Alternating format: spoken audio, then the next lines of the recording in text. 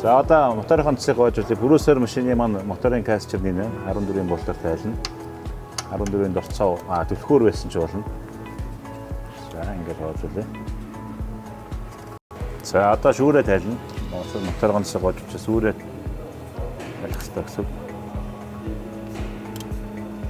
За шүүрээ тайлсны гадаар шүүрний цаатлын төл шүүр богдох төл хэсгийг сайн авч цэвэрлэх хэрэгтэй.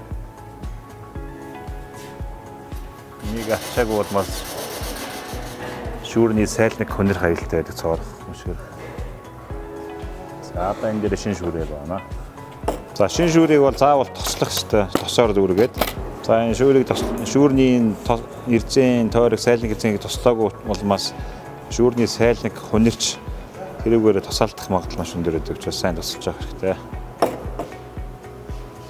За тэгээд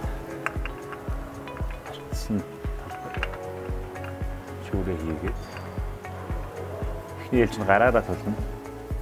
Хамаагүй их хүчээр чангалж болохгүй. Ер нь гараараа тулгасноос хойш тойргийн 4/3-аар чангалах хэрэгтэй. За түрүүн доор моторын тосоо гоожуулаад шүүрээ солилцсон. Одоо ингээд шинэ маслаа хийя. Брюсийн моторонд 3.5 орчим литр ордог. Тэгээ энэс 4 литрийн маслаас 500 г орчмыг үлдээгээдийнэ гэсэн үг шүү.